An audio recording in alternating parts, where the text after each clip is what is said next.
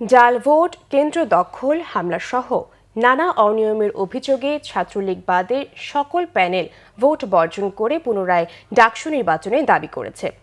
একই সাথে অনিয়মের দায়ে ভিসির পদত্যাগ দাবি করেছে ছাত্রদলের প্রার্থীরা।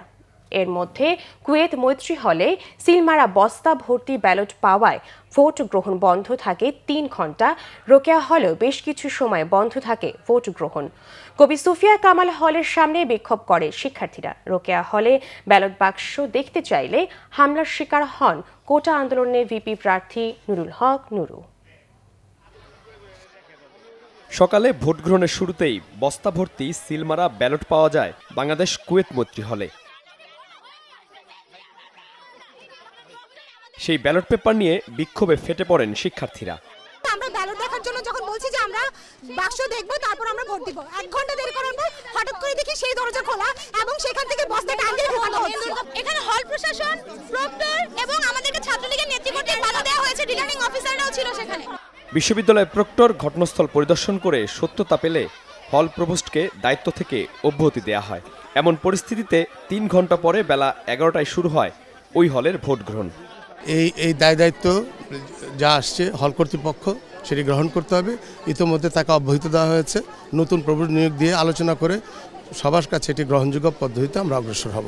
এই ঘটনা এটা আমার কল্পনার বাইরে এবং এই দায় আমরা এড়াতে পারি না। আমরা এই বিষয়ে দ্রুত ব্যবস্থা নেব। এই নির্বাচন স্থগিত না করার কোনো উপায় আছে? আমরা যদি সুষ্ঠু ভোট না করতে পারি আমাদের নৈতিকতা প্রশ্নবিদ্ধ হবে। রোকেয়া হলে ব্যালট বাক্স দেখতে যায় ছাত্রলীগ, ছাত্রদল, কোটা আন্দোলনের প্রার্থীরা। বাক্স সিলগালা না থাকার অভিযোগ করে দেখতে চাইলে হামলার শিকার হন ভিপি প্রার্থী নুরুল হক নুরু। যে মিথ্যা গুজব প্রচারণা ছড়িয়ে অস্থিতি সৃষ্টি করেছে তারই আরেকটি নতুন নাটক এখানে হলো। নুরু আসছে, অনেক আসছে, এই যে করছে সম্পূর্ণ সাজানো নাটক। ভিতরে আমরা গিয়েছি, আমি গিয়েছি, শোভন গিয়েছে, নুরু গিয়েছে, অনেক গিয়েছে, ম্যাডামরা ছিল সেখানে। কোনো সিল পায় নাই। নুরুকে বলতে বলেন কয়টা ব্যালট সিল পেয়েছে সে। হলের ক্যান্ডিডেট ভিপি ক্যান্ডিডেট মৌসুমীদি, সেন্ট্রালের ভিপি ক্যান্ডিডেট নুরু, এদের উপর হলের ছাত্রলীগ দিয়ে হামলা করা হয়েছে এবং তাদের সভাপতি এবং জেনারেল সেক্রেটারি এইটার অর্ডার দিয়েছে। এটার ভিডিও এভিডেন্স আমার কাছে আছে। সুষ্ঠু ভোটের দাবিতে বাইরে তখন বিক্ষোভ করতে থাকে শিক্ষার্থীরা। এমন নানা অনিয়মের অভিযোগে ভোট বর্জনের ঘোষণা দেন বিভিন্ন ছাত্র সংগঠনের প্যানেলের প্রার্থীরা।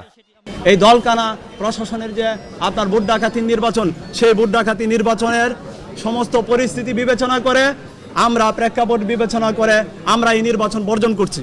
মঙ্গলবার বিশ্ববিদ্যালয়ে ধর্মঘটের ডাক দেয় কয়েকটি প্যানেলের প্রার্থীরা। মিরাজ হোসেন গাজী, বাংলা ভিশন, ঢাকা।